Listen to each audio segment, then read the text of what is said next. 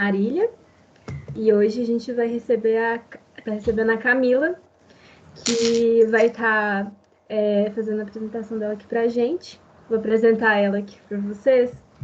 A Camila, ela é graduada em Psicologia, especialista em Gestão Estratégica de Pessoas e especialista em Desenvolvimento Humano Integral. Ela tem uma trajetória de 15 anos em organizações, atuando nos pilares de pessoas, estratégia, transformação cultural, desempenho, comunicação interna, carreiras, employee experience, desenvolvimento de lideranças, marca empregadora e diversidade. Ela tem atuação em posições gerenciais e como mentora de executivos e líderes. Desenvolvimento de jornadas de formação de líderes. Muito prazer a gente estar recebendo você aqui, Camila. Pode ficar à vontade. Prazer é meu, gente. Uma honra estar aqui com vocês. Agradeço muito pelo convite. Estou me adaptando aqui ao Teams, que é uma ferramenta diferente da que eu costumo utilizar. Então, se eu cometer algum erro técnico, por favor, me perdoem.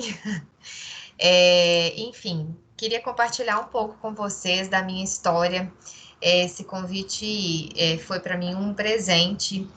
E eu fico muito feliz sempre que eu posso compartilhar um pouquinho, né, do que eu aprendi nesses anos todos, estando em posições de recursos humanos, em grandes organizações e há algum tempo numa atuação como mentora e consultora de carreira. Então, a Marília fez uma trajetória muito bacana com vocês ontem. Eu até retomei os últimos slides dela aqui. Ela finalizou a conversa com vocês, orientando um pouco sobre a composição de um currículo, né?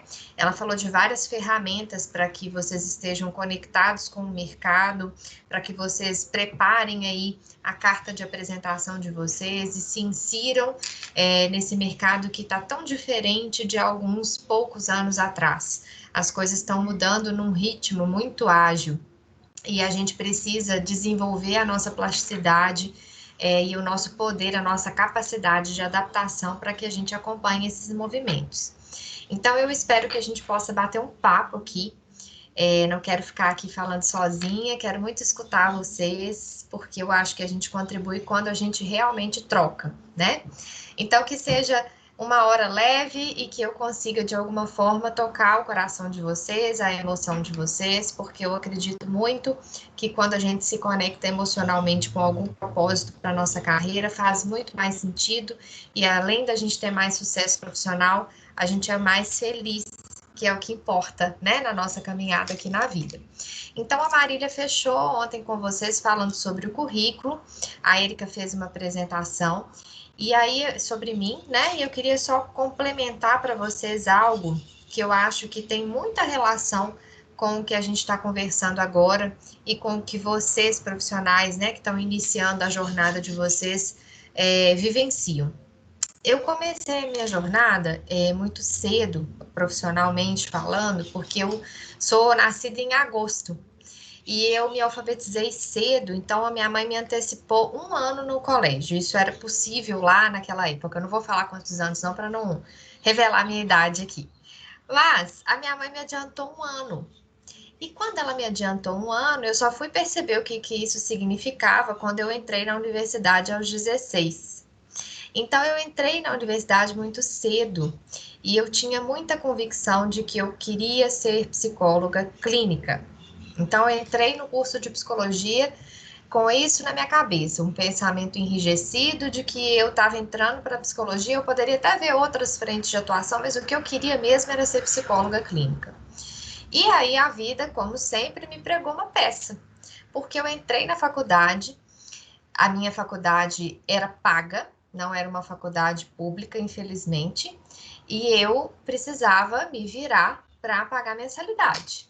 Então, no terceiro período da faculdade, apareceu dentro do sistema de gestão do aluno, na minha faculdade se chamava SGA, uma oportunidade de estágio no RH da universidade. E aí eu falei, poxa, que oportunidade, acho que eu vou tentar.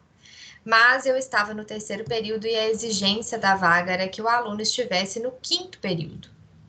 Mas não havia trava para que eu me inscrevesse. Era um critério desejável. Ele estava lá presente no descritivo da vaga de estágio, mas ele era um critério desejável. E eu fiz a minha inscrição nessa vaga de estágio, participei do processo e a gente teve algumas etapas antes da entrevista individual. Então, eu não tive oportunidade de contar já nas primeiras etapas que eu era uma aluna do terceiro período. Eu fui caminhando no processo, passando pelas etapas iniciais de avaliação, e quando eu cheguei na entrevista individual, a primeira coisa que eu falei foi: olha, eu preciso contar para vocês uma coisa. Eu sou aluna do terceiro período. E aí a minha entrevista aconteceu.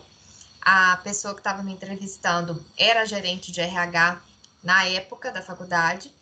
E ela falou: poxa, mas era desejável que você tivesse a partir do quinto. Eu falei: tudo bem, mas eu estou no terceiro e eu quero muito essa oportunidade.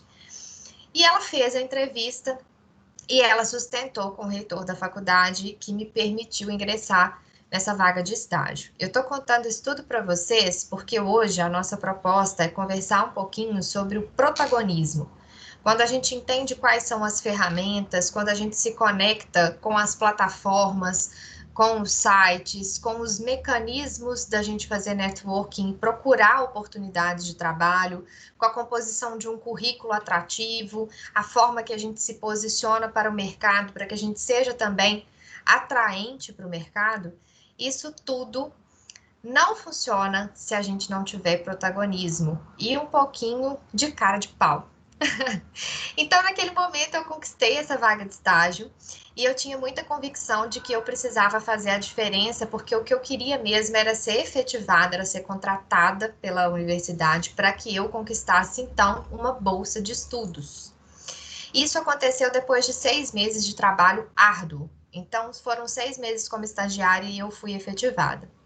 E de lá para cá, o que mais marcou a minha trajetória profissional foi muito trabalho, muito esforço, muita dedicação e muita coragem de ir alçando os próximos voos e dando os próximos passos com protagonismo, sem a certeza do que viria no capítulo seguinte, mas com muita, muita vontade de protagonizar minha própria carreira, de construir e ir realmente fazendo cada degrauzinho que eu pretendia avançar na minha jornada. Então, pessoal, o que eu queria dizer para vocês é que a nossa jornada profissional, ela começa com coragem. Se nos faltar coragem, a gente tende a não conseguir dar com assertividade os passos seguintes. Porque a coragem, ela nos habilita a caminhar mesmo com medo. Inclusive, a Susan David, que é uma excepcional autora, psicóloga sul-africana, que decodificou para a gente o termo agilidade emocional, ela diz que coragem não é ausência de medo, coragem é o medo caminhando. Coragem é o medo em movimento. Então, a nossa carreira, ela começa com dedicação, com estudo, com pesquisa de mercado, com conexão, com networking, mas ela começa principalmente com coragem. De pensar em alternativas diferentes, de buscar meios diferentes, de flexibilizar critérios rígidos, porque eu que entrei na faculdade convicta de que eu seria psicóloga clínica, me vi no terceiro período estagiando em RH. E de lá para cá eu comecei a perceber que a gente poderia ser psicólogo e poderia ter um olhar humano em qualquer contexto em que a gente estivesse inserido. Isso me confortou. Isso fez com que eu embarcasse de cabeça numa carreira que até aqui tem sido muito feliz para mim. Então, o primeiro ponto dessa jornada é o ponto zero, o marco zero é a coragem. Mas o primeiro, quando a gente começa a caminhar, é que nós tenhamos, né, que a gente possa desenvolver cada vez mais um mindset hunter. O que é isso, né? As empresas, muitas vezes, elas têm áreas comerciais. E como eu tenho muita vivência em organizações, eu vou trazer alguns exemplos aqui para vocês. Quando a gente pensa numa área comercial de qualquer organização que venda qualquer coisa, tá? Pode ser um carro ou pode ser também um serviço de telecomunicação. A gente tem profissionais que são farmers, que são profissionais que cuidam daquilo que eles já têm. E a gente tem profissionais chamados hunters. Quando a gente está no início da carreira, se a gente não desenvolve esse mindset caçador e a gente começa realmente a desbravar cenários não conhecidos e a buscar ativamente as informações que são cruciais, a gente perguntar, conversar, pesquisar, é realmente um trabalho exploratório, é da gente buscar, colocar lupa nas coisas. Se a gente não sabe onde é que a gente pode se inserir, onde é que a gente pode fazer a diferença, é a gente começar a ter esse olhar de caçador e começar a procurar no mapa que se apresenta para a gente, pleno em possibilidades, mas também com muitos desafios, a gente procurar o nosso lugarzinho de contribuir com a nossa carreira, com organizações, com empresas, com pessoas e com a nossa sociedade, que eu acho que isso também é muito importante, a gente pensar como é que a nossa carreira e a nossa trajetória profissional impacta a nossa comunidade e a sociedade de forma geral. Até aqui tá fazendo sentido? Vocês estão aí? Que eu tô vendo só a carinha da Érica. É muito diferente, né? Eu sou muito do contato, então eu sinto muita falta de perceber as reações das pessoas. Enfim, se manifestem sempre que quiserem, tá? Ou se acharem que deve, enfim, se acharem interessante compartilhar alguma coisa, vamos bater nesse papo. Posso caminhar? Sim? Podemos sim, vamos lá. Tá bom. Gente, o segundo ponto, depois do marco zero, coragem, depois do primeiro passo, que é o Mindset Hunter, seria, como sugestão para vocês, se dedicarem ao relacionamento com pessoas que muitas vezes, ou com ecossistemas, ou com redes, já que tudo nessa vida é rede, né? Tudo está interconectado por pontos infinitos aí, cada pontinho da trama dessa rede impacta todos os demais pontos. Quando a gente pensa que tudo é rede e a gente pensa que relacionamento é uma porta de entrada para qualquer conquista que a gente pretenda ter na nossa vida, a gente passa a se dedicar de uma forma diferente aos relacionamentos que a gente pode construir. E aí existem pessoas que são mais expansivas, outras menos expansivas, isso é natural, isso faz parte da diversidade maravilhosa que mora na humanidade. Então a gente não tem que exigir, né, de nós mesmos habilidades muito desenvolvidas iguais às de outras pessoas. A gente tem que apurar aquelas habilidades que fazem sentido para nós mesmos. Então, em menor ou em maior medida, é necessário que, principalmente no início da nossa carreira, a gente desenvolva essa habilidade relacional, que pode até não ser muito expansiva, respeitando as nossas particularidades, mas que seja aberta para o novo, aberta para conversas improváveis que podem nos apresentar oportunidades, que podem nos abrir e descortinar para a gente chances profissionais que a gente nem estava esperando receber. E eu conto para vocês que quando eu estava lá na universidade, ainda na área de recursos humanos de lá, eu fiquei lá do meu terceiro período até a conclusão da minha faculdade. Eu conheci um universitário que procurou o RH, né, para dizer que ele tinha uma oportunidade na empresa do tio dele e que ele queria levar um profissional jovem que estivesse se formando ou próximo de se formar para implementar algumas práticas de recursos humanos na empresa.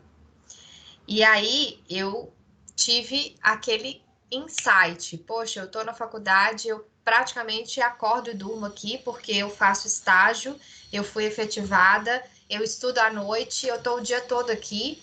Literalmente eu podia a qualquer momento levar uma barraquinha, acampar lá na faculdade e ficar lá, porque eu ficava na faculdade 100% do meu tempo. E quando ele me trouxe isso, eu vivi uma questão ética, né? Porque eu falei, poxa, ele está pedindo a ajuda do RH da universidade no esquema de consultoria, né? Será que vocês têm alguém para indicar? Conhecem um aluno destaque, né? Enfim. Mas aquela oportunidade brilhou tanto os meus olhos que eu procurei a minha líder e disse para ela o que tinha acontecido. Falei para ela que eu tinha ficado muito interessada, mas não tinha manifestado meu interesse naquele momento, porque eu precisava alinhar isso com ela primeiro, né, para não sentir que eu estava deixando a universidade na mão, que, né, é uma oportunidade que tinha sido crucial para minha formação. e para minha experiência profissional também. E ela me disse: você merece muito ir. Então diga para ele que você tem interesse por essa oportunidade. E aí, mais uma vez, eu precisei exercitar minha coragem, porque eu ia me formar, ia para uma empresa num segmento completamente diferente. E essa oportunidade, ela surgiu, né, para mim, numa conversa completamente improvável, que eu não tinha nenhum planejamento para que essa conversa acontecesse. E quando ela aconteceu, ela representou uma mudança de rota significativa para mim e mais um passinho no meu caminho, na minha jornada profissional. Eu me formei aos 21 e logo que eu me formei, eu já estava num concessionário de equipamentos pesados da Volvo no Brasil, através da conversa com esse rapaz que procurou o RH da universidade e falou que ele estava procurando alguém. Então, gente, conversas, trocas, interações humanas, a despeito de qualquer tecnologia, porque atrás da tecnologia existe uma pessoa. Então, mesmo que essa interação comece em qualquer plataforma digital, e hoje mais do que nunca, geralmente, via de regra, é assim que as nossas conversas e interações começam, mas que elas comecem e que nós tenhamos disponibilidade para estabelecer essas conversas e extrair dessas conversas, não uma visão utilitarista, mas numa visão de troca, o melhor que essas conversas podem nos trazer. Então, relacionamento é a oportunidade de abrir portas. Então, o que eu diria para vocês é: conversem, ampliem suas esferas de relacionamento, participem ativamente de momentos preciosos de contato, porque isso pode fazer com que uma grande oportunidade completamente inesperada apareça para você. O terceiro ponto seria mirar e definir um alvo. Ontem eu estava conduzindo uma jornada de formação de alguns líderes de uma empresa muito querida e já era finalzinho de dia, a gente estava falando sobre uma linha, né? Uma linha teórica, uma linha de pensamento que não é teoria só, é muito prática. Não sei se vocês que estão aí conhecem, que é o essencialismo. E hoje nós estamos inseridos num contexto que tem excesso de informação, excesso de estímulos, excesso de oportunidades, de possibilidades, e a gente muitas vezes se sente perdido. Eu não sei se com vocês isso acontece, mas comigo acontece. Muitas vezes a gente tem tanta coisa para olhar, tantas possibilidades, tantas chances diferentes, tantos estímulos visuais, sonoros, a gente tem tantas telas, né? A gente está diante de uma tela, às vezes mexendo em outra tela. É uma profusão de oportunidades e possibilidades, também é uma profusão de desafios. E se a gente não tiver esse foco, esse objetivo, mesmo que ele mude, eu brinco muito que, muito antes de eu entrar na psicologia, eu tinha um foco, um alvo, que era ser bailarina clássica. E eu me dediquei àquilo durante anos com todo o meu coração e minha alma. E esse alvo mudou, inclusive por um fator que transcendeu a minha escolha, que foi um problema que eu tive no joelho. Mas quando eu mirei no alvo seguinte, que era me tornar psicóloga, pagar a minha própria faculdade, começar, né, a minha jornada profissional cedo, esse era o alvo que eu tinha naquele momento. E os nossos alvos vão mudando. O único ponto que eu diria para vocês de grande dica é: não deixem de ter alvos. Tenham alvos. Tenham aquela empresa, aquele lugar que vocês querem muito trabalhar. Tenham aquela oportunidade de trabalho que vocês vão fazer de tudo para conquistar. Mirem. Tenham um alvo, mesmo que ele mude. Porque para quem não sabe, né, para onde que está indo, não tem o Waze que dê jeito. Então, se a gente tiver um GPS maravilhoso, dados móveis no melhor pacote, mas a gente não souber para onde que a gente está indo, não adianta. A ferramenta, ela é importante, mas mais importante é o nosso propósito, é a gente ter convicção, mesmo que a convicção mude, e ela vai mudar, ao longo da vida ela vai mudar. Pessoal, próximo ponto, não esmoreça no primeiro não. Quantas vezes a gente, né, pensa que, ai, nossa, vou fazer um processo seletivo, me preparei, poxa, apareceu a oportunidade e vai dar certo. E junto conosco tem outros seres humaninhos que também se prepararam, né? Que também tem uma expectativa de que vai dar certo. Em alguns momentos dá certo para um, em outros momentos dá certo para outros, e esse é o fluxo natural da vida. Então a gente precisa trabalhar essa potência que existe em nós de não esmorecer no primeiro não. Porque aquilo que vai mais nos fortalecer, ou que vai dar realmente a diferença, aquele efeito uau na nossa carreira, nem sempre está num sim que a gente recebe com facilidade, num sim que a gente recebe de primeira. Então, não esmorecer, sobretudo quando a gente encontra muitos desafios, porque eles são reais, né? Eu não estou aqui para romantizar para vocês o que é a gente fazer uma trajetória de carreira. Não tem nada de simples, não tem nada de fácil, tem muita batalha. Então, é não esmorecer. Quando a gente começa, né, e vai fazendo o processo seletivo, tenta daqui, tenta dali, faz uma primeira versão do currículo, faz carta de apresentação, participa do processo, enfim, ele tem várias etapas e a gente vai caminhando, a gente vai errar. Porque só não erra quem não vive, só não erra quem não faz. E quando a gente errar, tem dois aspectos que são muito relevantes. O primeiro é que a gente não paralise no nosso erro. Porque se a gente paralisar no erro e lamentar e ficar, nossa, meu Deus, eu não devia ter falado aquilo, ou não, agora com certeza eu perdi essa vaga. Se a gente fica paralisado no erro, a gente não caminha, porque a gente gera um fluxo de energia super negativo em relação ao que é participar de um processo ou conquistar uma posição.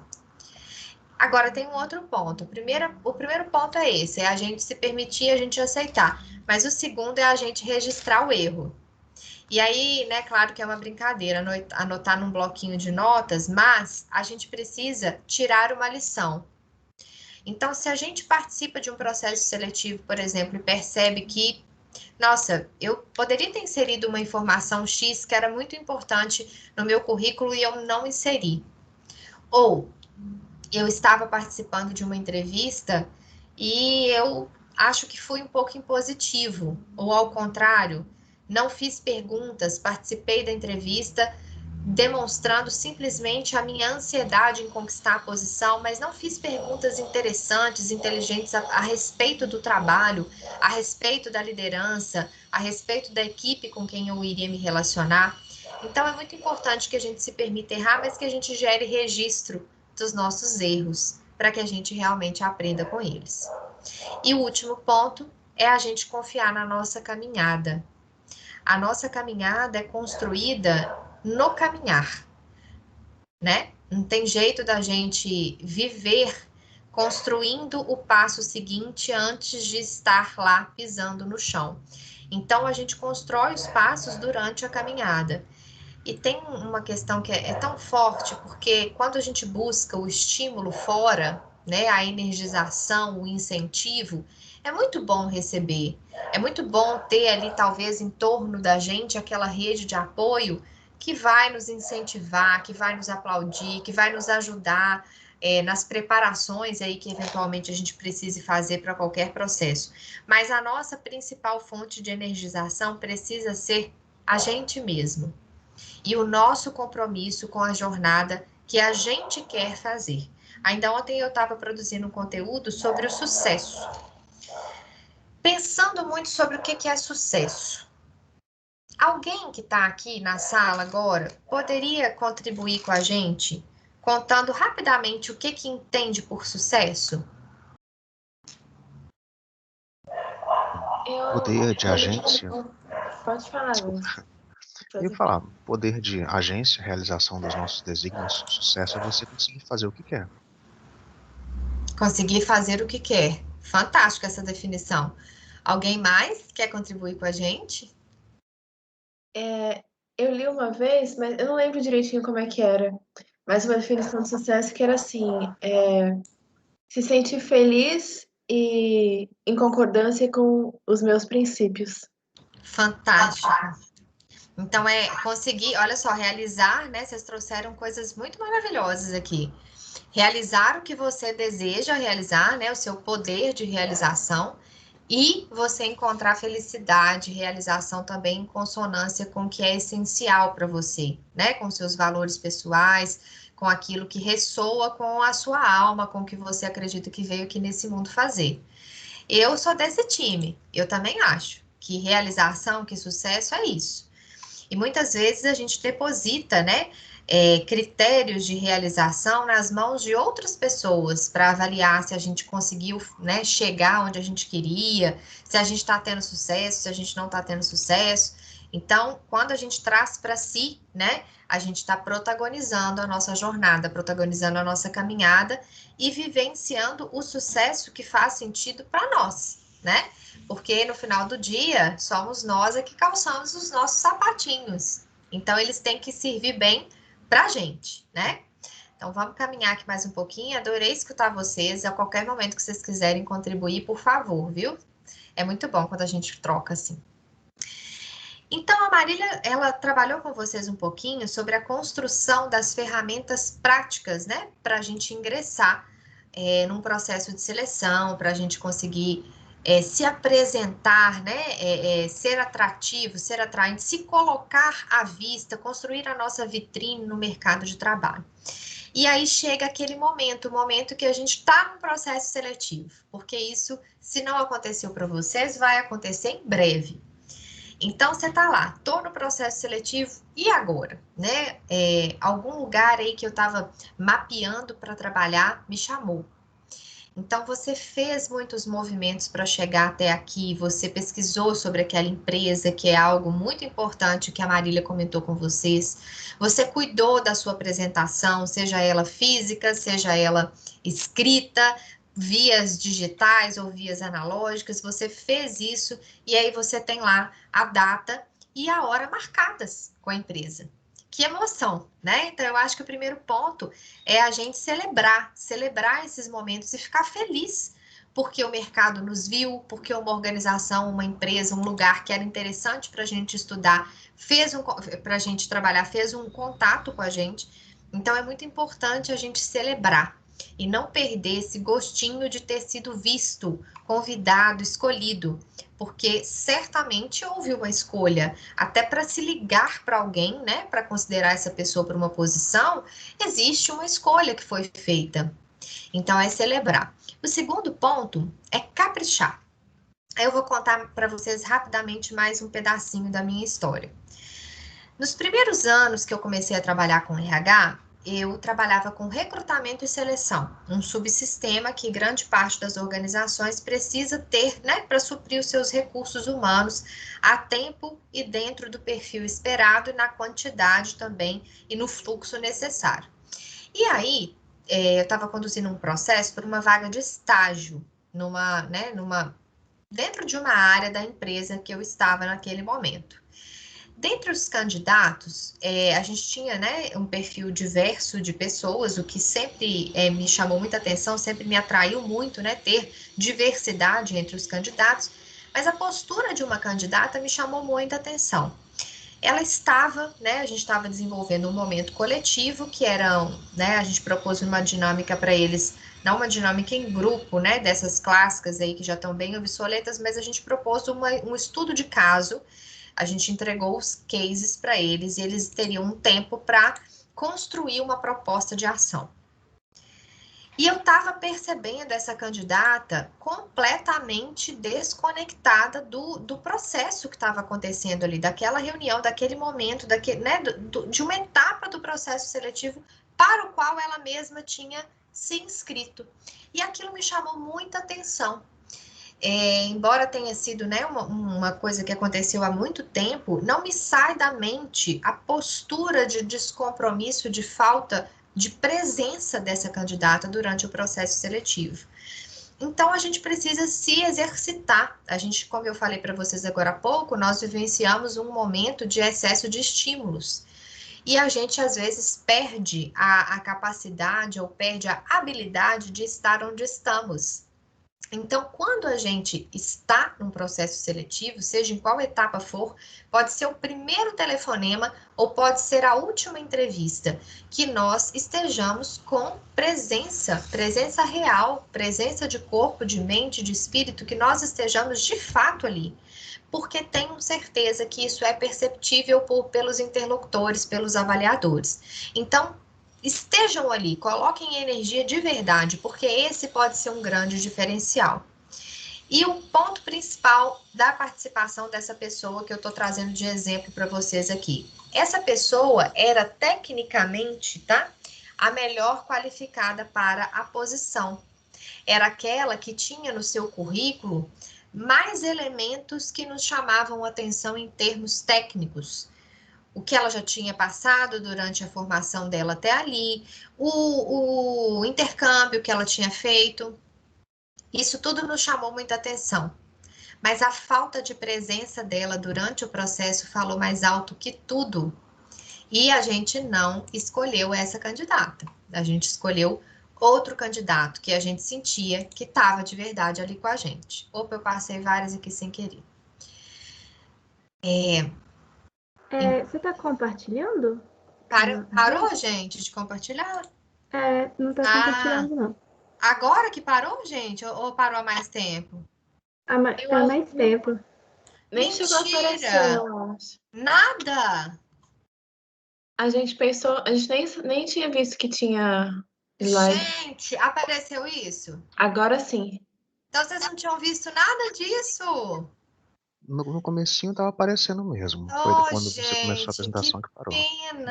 Que pena, vocês podiam ter me contado, mas enfim, não vai ter problema não. Então a gente falou dessa trajetória, depois a gente manda o material para vocês. E aí a gente falou desses passos, né? Tô no processo seletivo e agora? Agora vocês estão vendo, né? Se parar de ver, me avisa. Agora sim. Ok. Então tá bom. Nós temos ainda 15 minutinhos.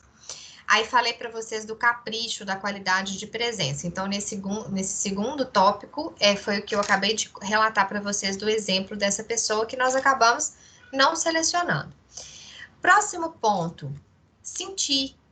Deixar fluir mesmo as nossas emoções. Olha, eu tô mesmo ansioso com o processo seletivo, tô com medo, tô sentindo insegurança. Existe um aspecto muito importante de aceitação das nossas próprias emoções. Então, quando a gente deixa as emoções fluírem antes do evento em si, né? Se eu tenho data e hora marcada, eu consigo fazer uma preparação na perspectiva emocional.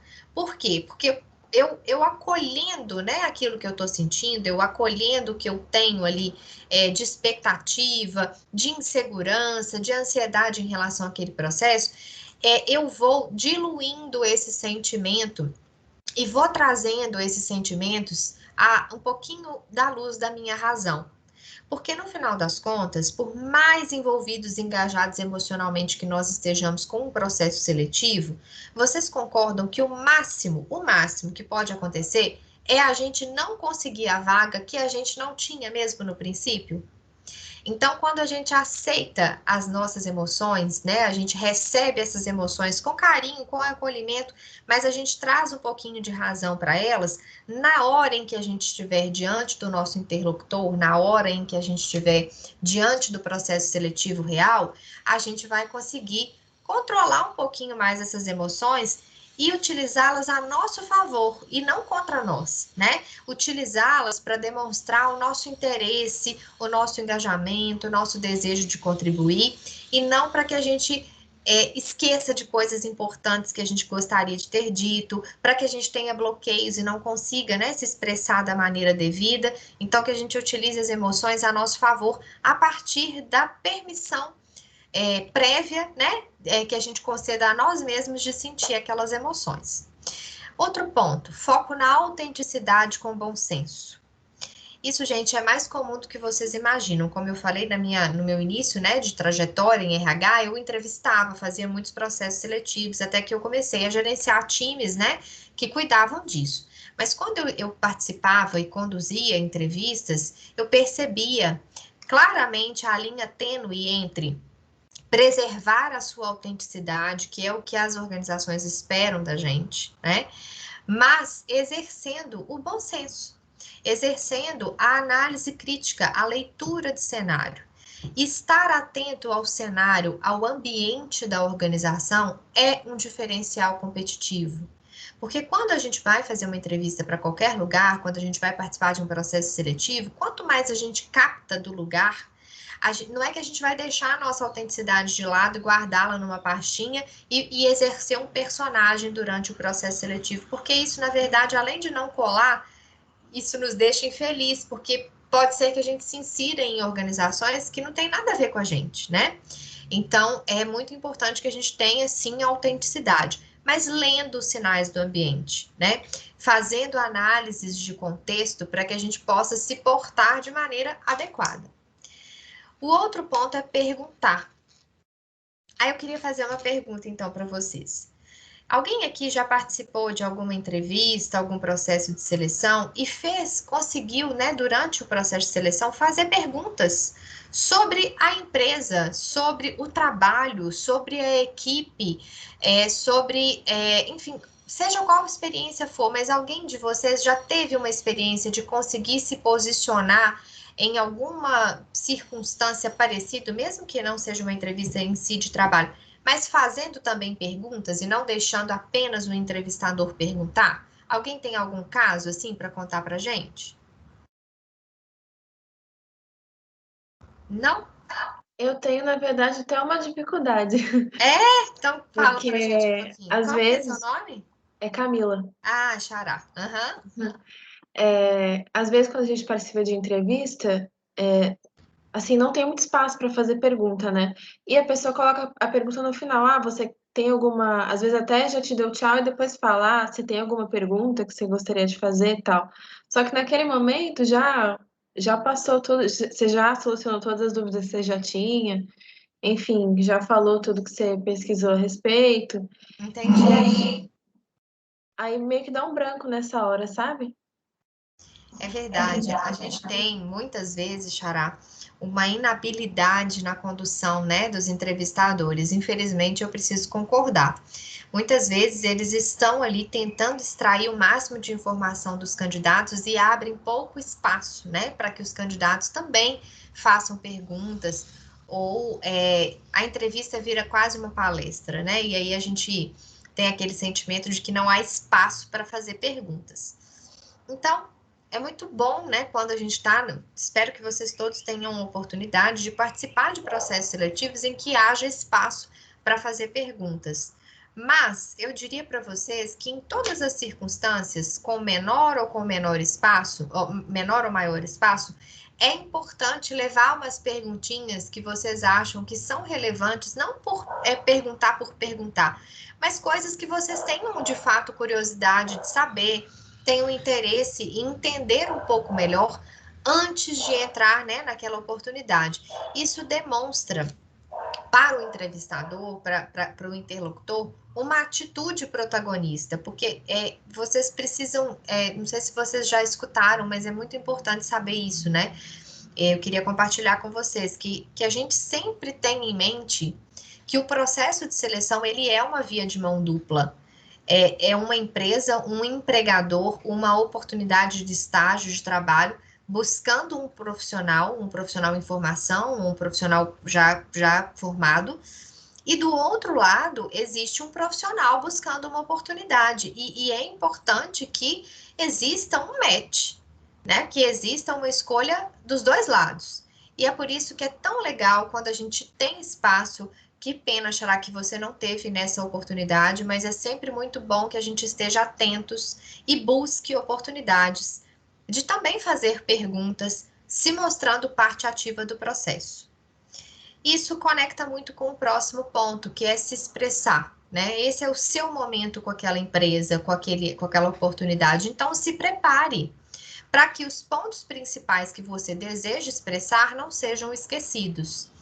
É muito legal quando a gente tem tempo de preparar uma listinha de coisas para que a gente vá internalizando, vá ativando a nossa memória. E não é que a gente vai chegar para o processo robotizado, com o script na cabeça e tem que passar por todos os pontos, mas eles nos ajudam, eles nos apoiam a não cometer o equívoco que é mais doloroso em processo de seleção, que é falar, terminou o processo, você fala, putz, esqueci de falar aquilo. E era tão bacana, era tão relevante, eu esqueci. Então, pessoal, infelizmente o nosso tempo está muito pertinho de acabar. Eu vou compartilhar com vocês algumas dicas que eu acho que são dicas de ouro, né? E são muito simples e eu acho que faz sentido, talvez depois compartilhar com vocês também o material, mas são insights, porque eu acho que esse momento é um momento curtinho, é um momento de plantar sementes e eu me coloco inteiramente à disposição. Nesse material tem meu e-mail. Para quem quiser conversar com mais detalhe, com mais tempo, adoro fazer isso e estou super à disposição para contribuir com vocês. Mas existem algumas coisas que eu acho importante para a gente fechar aqui o bate-papo. O primeiro ponto é, será que eu quero mesmo trabalhar naquele lugar? Porque muitas vezes, por ansiedade ou por necessidade, eu sei, né? Muitas vezes por necessidade, a gente se aperta para caber onde a gente não cabe. E isso vai nos incomodar lá na frente. Então, é muito relevante que a gente se pergunte, que a gente avalie, que nós tenhamos também um olhar criterioso para as oportunidades que se apresentam para a gente. E aí, mais uma vez, eu não quero romantizar, né? Eu sei que muitas vezes, assim como isso já aconteceu comigo, isso pode acontecer com todos, de precisar, né? Precisar em algum momento se inserir num trabalho, porque existem, né, muitas necessidades na nossa vida que estão aí para a gente dar conta delas. Então, eu não estou romantizando, mas o que eu diria para vocês é que, via de regra, quando a gente pode, dentro do que a gente pode, ser seletivo é muito valioso para nós, porque ser seletivo, quando a gente analisa bem as oportunidades e as opções, a gente não dá um sim fácil, né, ou não aceita facilmente em função de uma ansiedade ali naquele momento, a gente tem condição de fazer escolhas incríveis, porque às vezes a escolha, a oportunidade mais sensacional, ela passa por nós e a gente está ocupado com uma escolha mais ou menos, e aí a gente não vê a oportunidade sensacional passando, porque a gente está distraído com oportunidades meia boca. Mas aqui é mais uma vez, né, dizer para vocês de todas as realidades que nos atravessam. E mesmo em circunstâncias em que nós precisamos escolher algo que não é aquilo que era do sonho, né? Aquilo que era o grande desejo, mesmo assim, a gente consegue se fazer algumas perguntas valiosas, se colocar de forma protagonista, até entendendo que pode ser uma oportunidade temporária, mas que é necessária naquele momento e que pode sim nos preparar para uma oportunidade melhor num futuro breve. Um outro ponto, gente, é o conceito, né? Que talvez seja mais exigido de nós na nossa trajetória profissional, que é o conceito do bambu, do enverga mais não quebra, o conceito de resiliência. Então, quando a gente exercita a nossa habilidade de lidar com as frustrações, sem deixar, né, de confiar na nossa potência realizadora, a gente exercita a nossa resiliência. Então, o caminho não é um caminho fácil, mas ele é um caminho possível. Ele é um caminho que a gente vai construindo, como eu disse para vocês lá na primeira parte da conversa, que infelizmente vocês não estavam vendo no slide. Mas ele é um caminho que a gente constrói ao caminhar. Então, que vocês jamais se esqueçam da potência realizadora que mora em cada um de vocês, mesmo quando a situação for muito desafiadora, mesmo quando vocês não estiverem percebendo aquela luzinha, né, para conquistar o que vocês querem conquistar lá no final do caminho. Opa, agarrou aqui. Parou de compartilhar, gente, ou não? Não, continuamos vendo. Ah, que bom. Outro ponto importante, outra dica que eu queria compartilhar com vocês, é a gente exercitar sempre a humildade e a escuta aberta. Nem todas as empresas, nem todas as oportunidades de estágio de trabalho têm um RH cuidadoso ou estão dispostas a dar retornos, né? Que são retornos enriquecedores. Mas peçam.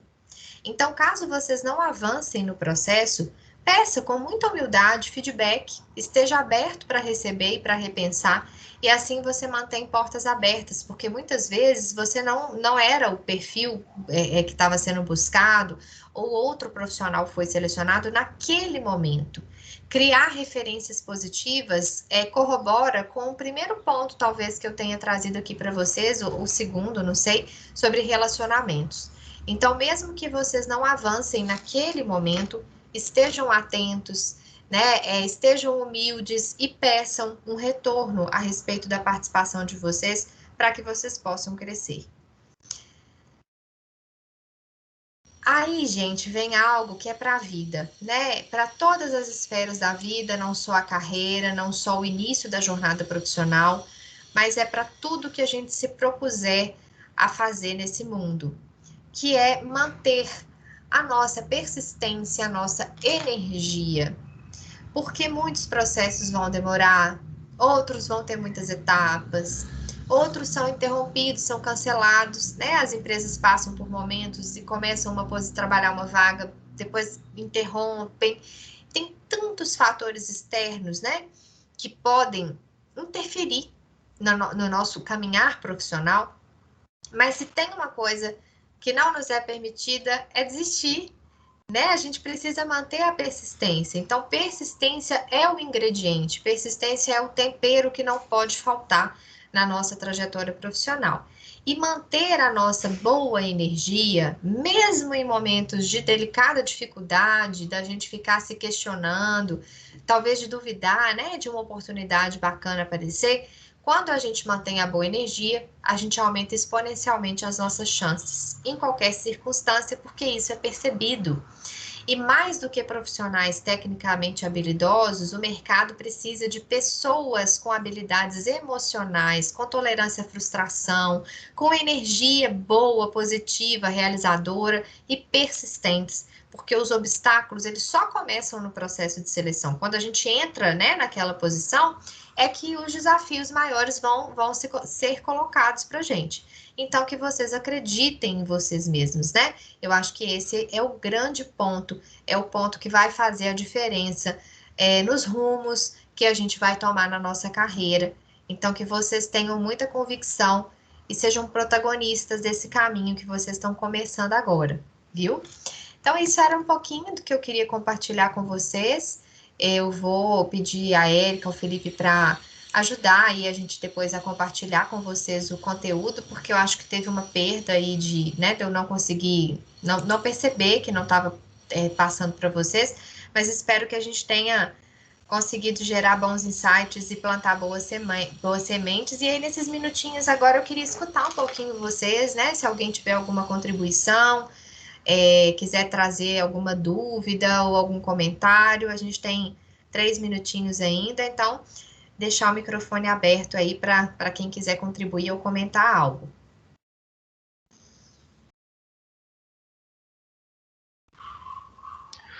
Só agradecer mesmo, a muito boa apresentação, muitas boas ideias. Eu acho que, pela minha experiência pessoal, em entrevistas eu percebo que a prática mesmo é realmente estar disposto a participar, quebrar um pouco a cara e perceber onde você pode melhorar, ficar atento ao que a Camila e a Marília falaram sobre entender quais são os pontos a serem colocados em evidência, né?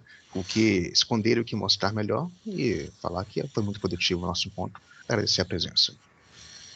Obrigada, Augusto. Eu queria... Oh, desculpe. Imagina, vai lá. Eu queria agradecer também a presença, acho que foi um ótimo encontro, muito enriquecedor. E também sobre essa questão de frustração que você falou, é muito, assim, é uma coisa muito que a gente tem que aprender. E assim, quanto menos assim, quanto mais a gente sabe lidar com a frustração, melhor, mais chances a gente tem de conseguir uma oportunidade no futuro, né? Sem dúvida. Porque eu vejo muita gente que assim, não passou no primeiro processo seletivo. E às vezes não é no primeiro, às vezes no primeiro, segundo, terceiro, você não vai passar. E aí a pessoa fica. Eu já vi gente, assim, colega que me contou que não tenta mais nada porque não consegue. para de tentar. Ou então, quando vai tentar, fica desesperado na hora da entrevista, acaba se auto-sabotando, né? Isso já aconteceu comigo uma vez.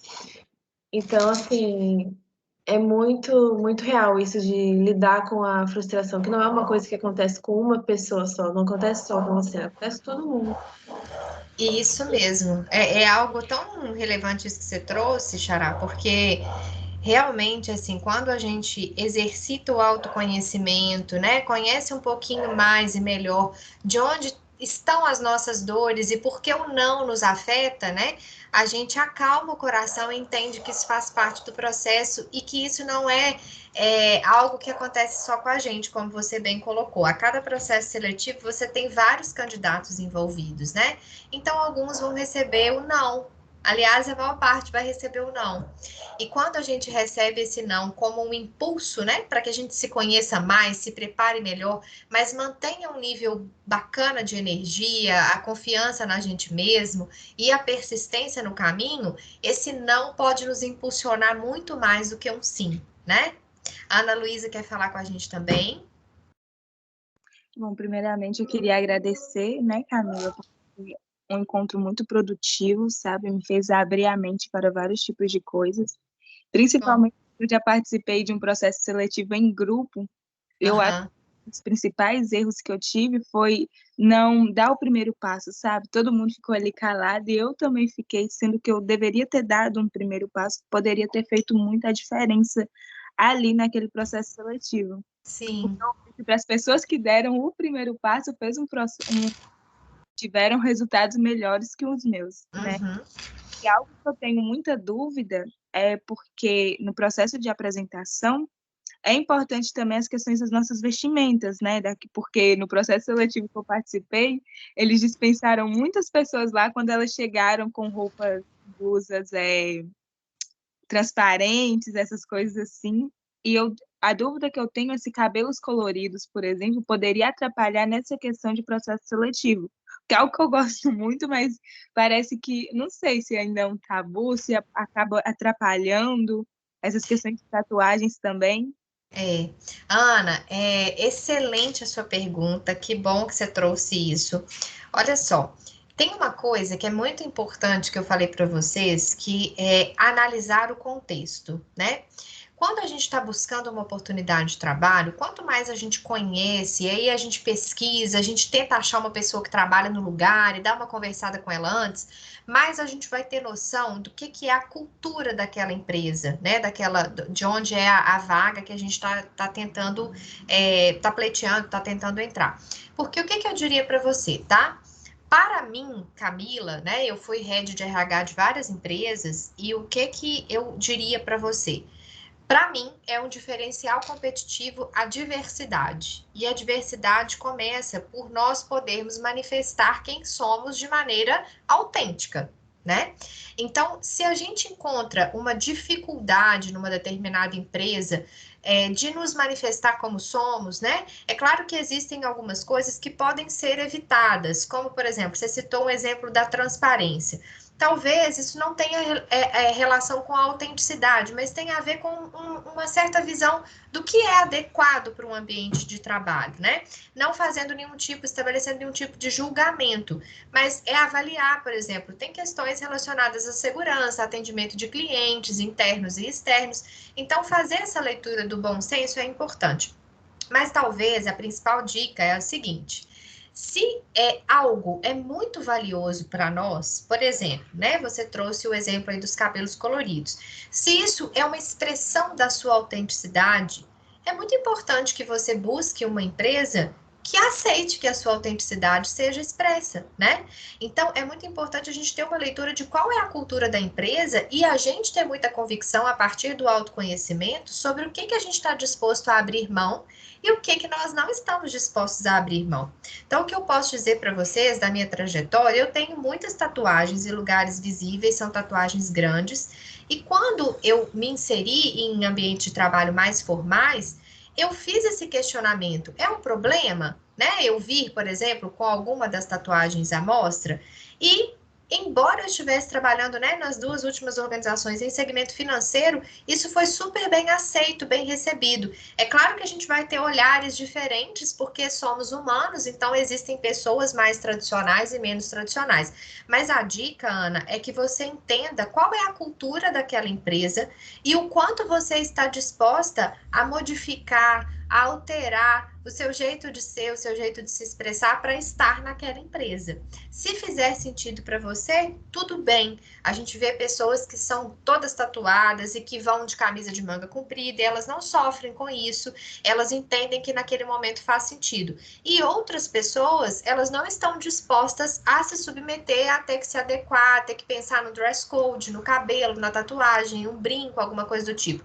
Então, elas precisam se movimentar e buscar empresas que já tenham despertado para a riqueza da diversidade. Então, eu acho que o principal é a leitura do cenário, é ler o contexto e ver o quanto você está disposta a se ajustar ou o quanto aquilo vai te ferir como pessoa se você fizer, tá bom? Tá bom, muito obrigada. Respondeu uma pergunta muito grande para mim. Imagina, obrigada a você. Camila, quer falar, Xará? Eu queria fazer a mesma pergunta da Ana, mas para o Felipe, em relação aos museus, como é que funciona no nosso campo de trabalho, assim? Você acha que tem espaço para diversidade ou ainda não? Bem, Camila, é interessante a sua dúvida, na verdade, porque eu acho que, assim, os museus, né, institucionalmente, a gente tem que entender que eles também traduzem a cultura da instituição na qual eles estão interligados, né? Enfim, a gente tem museus de diferente natureza, né? A gente tanto tem museus públicos, né, enfim, que aí geralmente, né, a forma de entrada é uma seleção, enfim, um concurso e tal, como museus privados ligados a certas instituições. Então, a dica que a Camila deu, né, de procurar saber enfim, e entender, né, qual é o ambiente dessas instituições é importante também para a gente entender o quanto de diversidade essas instituições estão dispostas a acolher. Muitas vezes também é frequentando as instituições e olhando também para as pessoas que ali, né, já se encontram, que ali trabalham. Dá para a gente ter uma noção muito boa dessas possibilidades, né, de tolerância que a instituição tem como índice a partir disso também, né?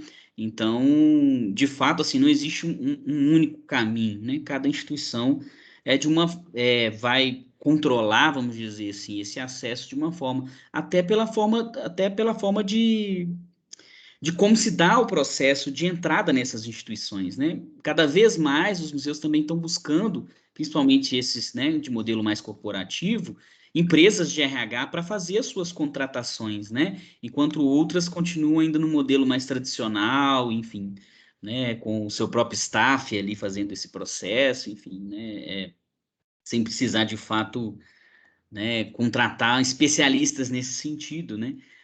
Como eu disse para vocês, ontem mesmo eu estava fazendo um processo de seleção de uma banca aqui da universidade, né, no qual a gente também, eu não sou nenhum especialista, né, nesse processo de contratação, né, mas algumas dicas de ouro, e aí, né, eu quero aproveitar, né, emendar aqui na sua dúvida, os meus agradecimentos à Camila, que vocês aprendem e a gente também, né?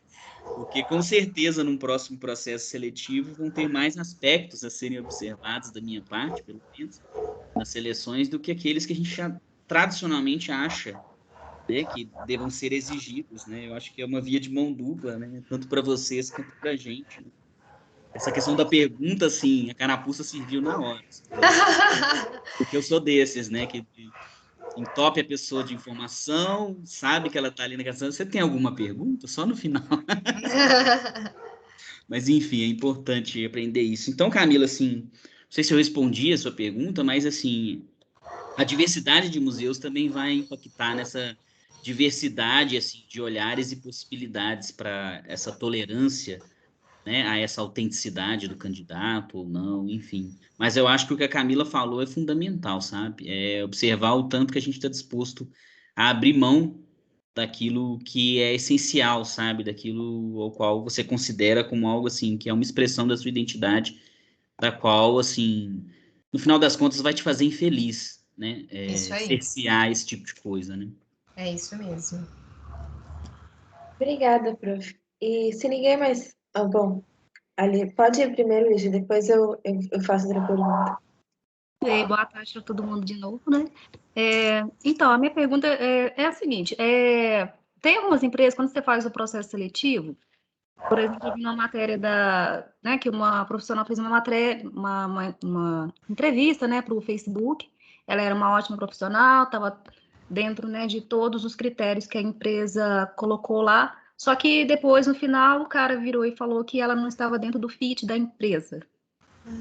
A empresa ela não deveria falar, tipo assim, tá, o que o indivíduo tem que ter para estar dentro do fit da empresa? Deveria sim. Por isso que eu digo para vocês que quanto mais a gente protagoniza o processo seletivo, mais a gente percebe também fragilidades, né? As empresas têm muitas fragilidades. O Felipe deu um exemplo aqui. Muitas vezes as empresas ainda não despertaram para as melhores práticas, né? No que diz respeito à seleção de pessoas. E é direito do candidato que ele tenha um retorno, porque vejam bem, quando uma empresa ela disponibiliza uma oportunidade de trabalho, ela faz um processo de captação de pessoas e ela submete essas pessoas a um processo de seleção, ela tem a obrigação de dar retorno satisfatório para aquelas pessoas, um retorno justo, digno. Existem ferramentas que são aplicadas como etapas de processo seletivo que as pessoas têm o direito de saber qual foi o resultado delas, né? Então, cada vez mais é importante que a gente, de forma positiva, não precisa ser de uma maneira agressiva, mas que a gente demonstre para a empresa que nós temos conhecimento de que é nosso direito ter retorno sobre os motivos, as razões e sobre os critérios que foram utilizados dentro do processo. É muito amplo dizer que outro candidato teve melhor fit, é muito amplo dizer que você não teve fit, mas não teve fit como, né? Então, quando eu vejo, né, um relato como esse, eu estimularia de forma muito assertiva, sem nenhuma agressividade, mas de demonstrar e deixar claro para a organização que não ficou confortável, né, para você não saber quais foram os aspectos utilizados para eliminar ou para não selecionar. Então, eu acho muito importante, sabe, que isso seja dito, que isso seja formalizado de forma amistosa. Mas, por outro lado, como candidatos, infelizmente, nós não podemos obrigar que a empresa faça esse movimento, porque a gente também se coloca numa posição de fornecer informações, né, de tentar participar do processo, querendo conquistar a vaga. Então, sim, tem uma zona cinzenta que talvez a gente não consiga enxergar, que faz parte de aspectos que rodam dentro da empresa. Mas isso também nos revela sobre como essa empresa é para quem trabalha dentro dela. Porque se a empresa não tem a clareza e o compromisso de dar um retorno saudável, um retorno rico, um retorno justo para um candidato que não foi aprovado no processo, isso é um indício. Isso é uma luzinha para a gente acender e pensar como é que será que essa empresa se compromete com o desenvolvimento dos colaboradores que já estão lá dentro, que fazem parte. Porque se aquela pessoa que tentou fazer parte não mereceu receber um retorno digno, como é que será que essa empresa trata quem está lá dentro? Então, às vezes, o que parece uma perda para nós, a gente está sendo livre, né? A gente está ficando livre de passar por uma experiência ruim com uma empresa que talvez não tenha compromisso em dar retornos adequados para as pessoas. Mas eu acho que a principal dica é solicitar de maneira amistosa, mas muito assertiva, solicitar o retorno que seja um retorno confortável para você. Porque o problema não é a gente receber ou não, né? É a gente não ter uma sustentação mínima ali de por que aquele não veio. Com honestidade, com transparência, né? Acho que é isso que a gente espera. Obrigada. Obrigada a você. Então é isso, pessoal? Alguém tem mais alguma pergunta? Eu queria fazer mais uma, se der tempo. Dá tempo, Érica? Ou melhor, não? Dá sim. Pode fazer. Eu pedi 10 minutinhos aqui para a pessoa que está me esperando na sequência. Ela topou. Então vai lá, pode fazer. Ah, beleza. Obrigada. Eu queria fazer a pergunta para os dois, tanto para o professor Felipe quanto para a Camila, a respeito de novo, voltando no assunto das perguntas. Quando a gente está participando de uma entrevista, por exemplo, uma vaga de documentação ou do educativo, que é a maioria dos casos, né, de um museu, quais são os tipos de perguntas assim, que são mais interessantes? de se fazer. Vou deixar para o professor, porque aí eu já não vou saber contribuir. Então, pessoal, assim, dentro dessa possibilidade, né, de quando a vaga é muito direcionada para um perfil específico, né, ou seja, quando é desejável que o candidato, né, tenha domínio sobre algum conhecimento específico dentro da área de museologia, às vezes é interessante, e aí retomo aquilo que, né, a Camila falou, dessa questão de ter conhecimento sobre a realidade institucional, e eu acho que o museu, né, e o trabalho de um museu é uma instituição que nos permite, de certa forma, conhecer por dentro, né, de uma forma livre, assim, o trabalho que aquela instituição faz, no sentido que, assim, é possível visitar os museus, né, os museus são privados, mas eles têm função pública, então, assim, você consegue ir a essa instituição e ser cliente dessa instituição e entender qual é essa cultura antes, enfim. Então, acho que, assim, para mim, né, lógico, posso falar de um ponto de vista que é muito subjetivo, mas, ao mesmo tempo, né, que é presente dentro da cultura, principalmente dos processos seletivos da academia, é isso, né? As perguntas mais interessantes são aquelas que demonstram um conhecimento da realidade institucional, mas fazem um link dessa realidade institucional com o que você tem a contribuir com aquela instituição. Porque um fato que tem acontecido muito em processos seletivos é, às vezes, a ausência de experiência do candidato. Né? Ele fez um curso naquela área, enfim, mas nunca trabalhou especificamente, por exemplo, com documentação de acervo, como você citou, né? Mas, assim, embora talvez seja uma exigência do edital ter essa experiência e comprová-la, quando o candidato chega para mim, né, dizendo qual é o diferencial dele, né, no sentido de qual é a contribuição que ele pode dar, né, dentro dessa perspectiva que é de documentação para aquela instituição, para mim já é um ponto muito positivo, né, dentro dessa experiência, do que ele simplesmente citar, fiz curso disso, daquilo, trabalhei com aquilo outro, mas assim, qual é a sua contribuição, né? Eu sinto muita falta disso, dos candidatos colocarem isso, né, de qual que é o diferencial de ser você o contratado e o que você pode contribuir com o projeto, né, em si, mais do que apenas o que a gente espera, né, do que está ali desejável na vaga, mas do que você poderia trazer como essa contribuição, né?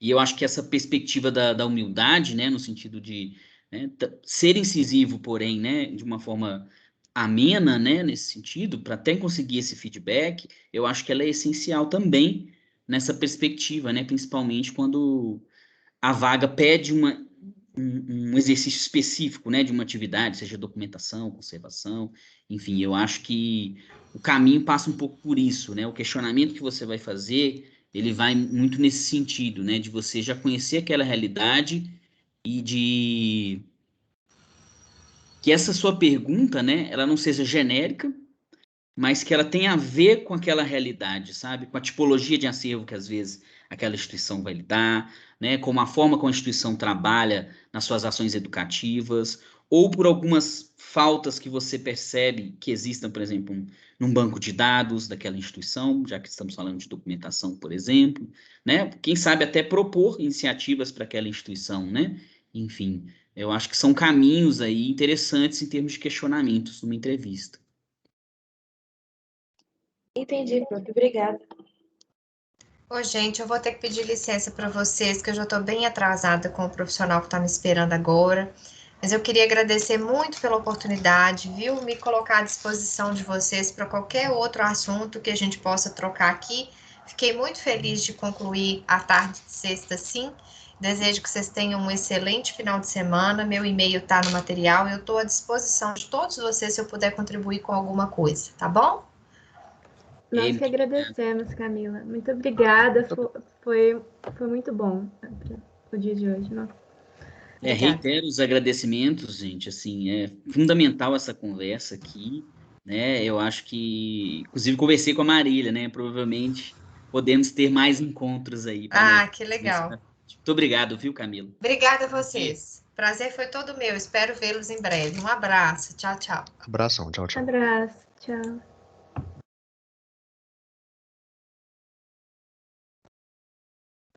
Acho que é isso, pessoal. Alguém tem alguma dúvida para o professor Felipe?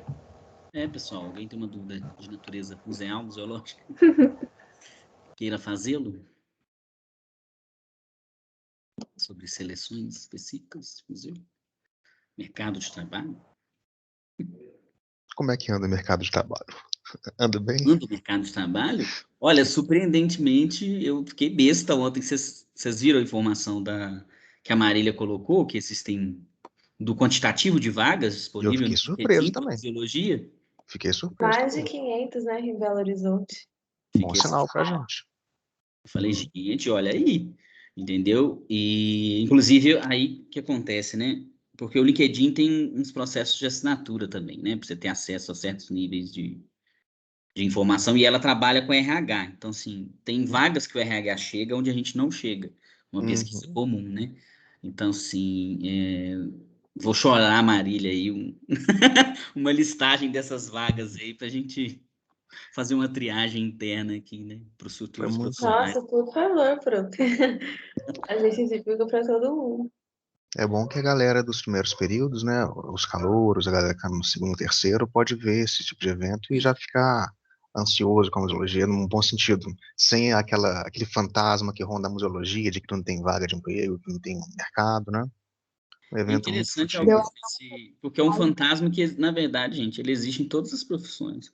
Uhum. A única profissão aristocrata do Brasil é medicina, gente. O restante está aí, sim, tendo que correr atrás, sabe? E mesmo assim, né, é preciso também saber onde buscar, né? É preciso entender o contexto também, né?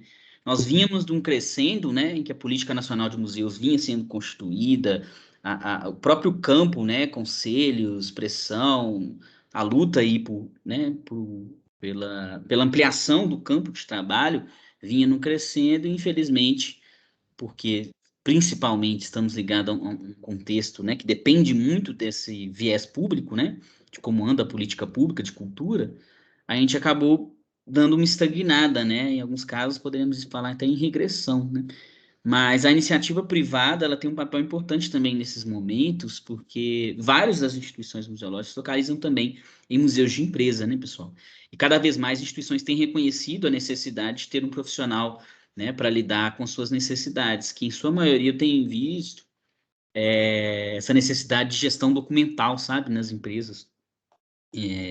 Muitas vezes não são vagas exclusivas para museologia, mas que também comportam um candidato formado em museologia, né? Provavelmente nesse universo das 500 vagas, é isso, né? Essa questão da memória institucional vem crescendo bastante, né? Enfim, as empresas querendo contar sua própria história, né? Querendo criar eventos, exposições, enfim, publicações, né? Em que elas, né?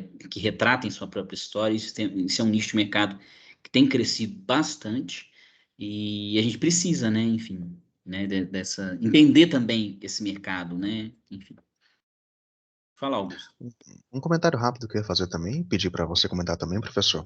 Eu esperava que alguma das nossas palestrantes fosse comentar sobre a diferença quando há uma seleção é, quantitativa e mais qualitativa. Às vezes não é às vezes não é uma seletiva, mas é uma eletiva. E eu percebi em algumas entrevistas que eu fiz que os museus geralmente já têm um perfil muito específico e já não estão escolhendo pessoas numa grande amostragem, mas selecionando aquelas que mais se adaptam mesmo. Eu queria que você comentasse um pouco sobre, nos museus, como que a gente faz para se destacar, sabendo que nós já passamos por uma seleção prévia. A minha percepção, pelo menos, é essa. Geralmente, é, estando no nosso meio, a gente vai competir não com centenas de pessoas, mas com aquela dezena que já está encaminhada na nossa direção. Você concorda com isso? Faz sentido essa percepção? E, ó, Augusto, assim, é fundamental você tocar nesse assunto, porque, principalmente no campo de museus, né? Eu não sei se eu, pelo menos, tenho essa percepção também, de que, assim, às vezes a gente vê muito a repetição de certas figurinhas ocupando determinados espaços em lugares, né? Uma espécie de roleta dos profissionais aí que saem de uma instituição para outra, e enfim, tal. Mas eu acho que tem que ser feito, Augusto, assim, um movimento também, e é um pouco do que, tudo bem, né, contexto de pandemia, etc, etc, mas ano que vem essa desculpa vai dar uma caída por terra. É um movimento do próprio colegiado, do departamento também, de ir às instituições e tornar mais visível o curso de museologia, não no sentido que o curso existe, porque as instituições sabem que o curso existe, mas no sentido de demonstrar que o curso pode fornecer, né, essa mão de obra, né, que eles necessitam, de certa forma, né, no sentido de possibilitar trocas mesmo, né, no sentido de que as instituições, ao invés de colocar a sua vaga, talvez, em aberto para uma seleção ampla, etc., vão diretamente ao curso, né, em busca dos profissionais que eles precisam, sabe? Eu acho que criar essa relação com as instituições, e aí eu digo de forma ampla, né, não só aos museus em si, mas também aos departamentos, Secretaria de Cultura, né, nas três esferas, que seja, enfim, porque temos instituições ligadas às três esferas do nosso estado, e nas empresas também, né? Eu acho que é um movimento que a gente precisa fazer e que a própria universidade também está fazendo, assim, principalmente com esse novo momento de recursos escassos e da universidade ter que começar a captar recursos no mercado externo, né?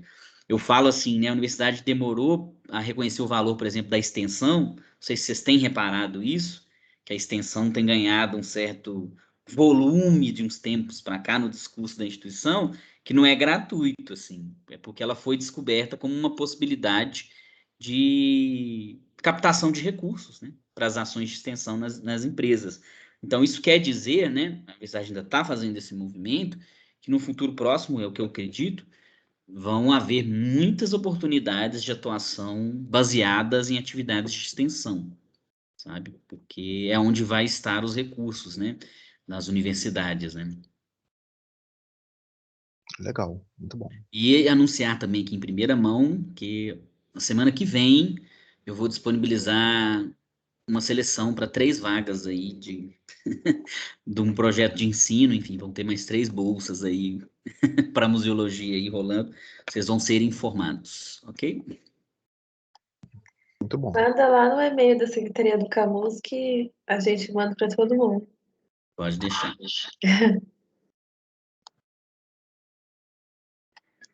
Bem, pessoal, mais alguma dúvida?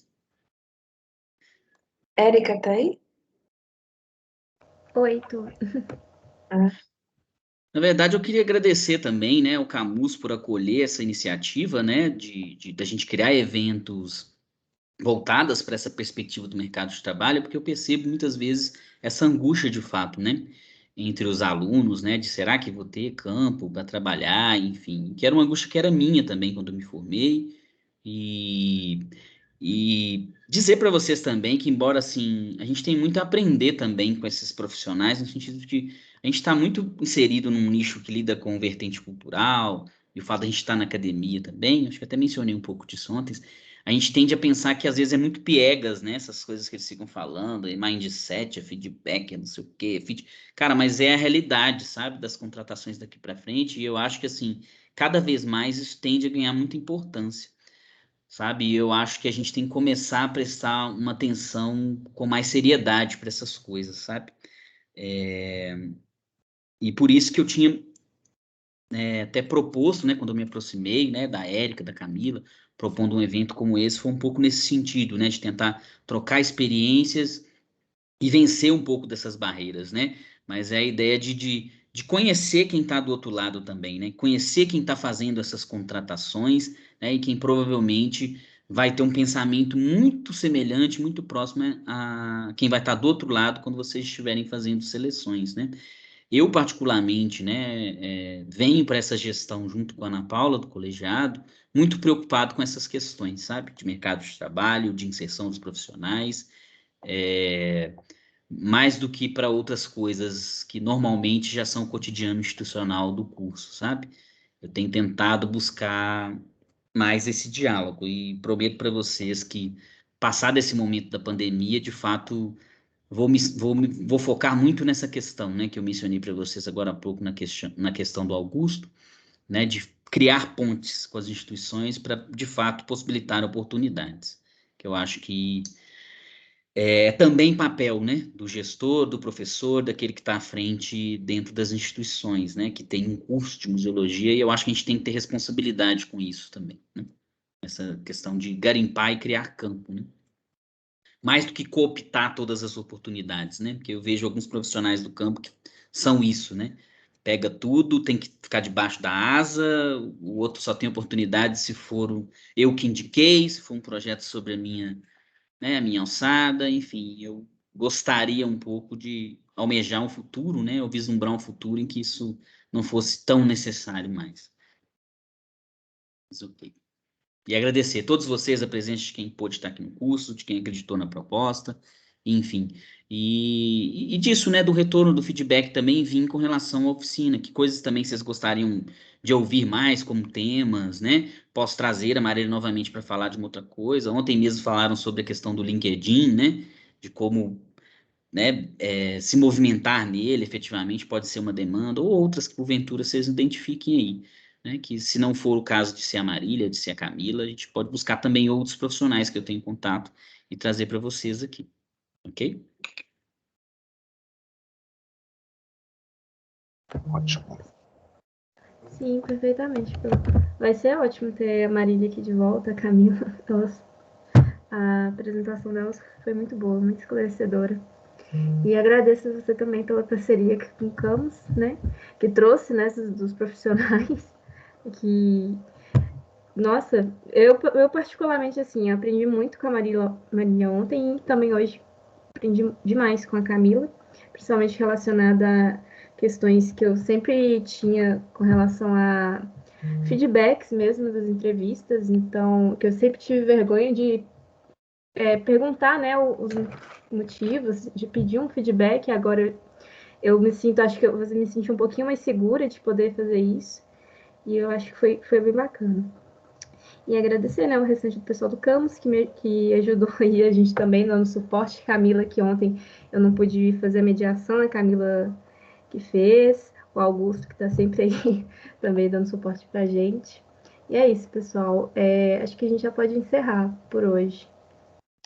Ah, só dando um recado sobre a presença, a Bia fez o apanhado das pessoas que participaram, viu? Então, a gente já tem o e-mail de vocês. Em breve a gente envia os materiais junto com os vídeos e os certificados. Obrigado. É isso, pessoal. Obrigada pela presença de todos. Boa tarde. Obrigada, bom final de semana, pessoal. Valeu, galera. Tchau, tchau. Bem, Abração. feriado, tudo de bom. Tchau, tchau. Obrigada. Tchau, tchau. Tchau, gente. Obrigada.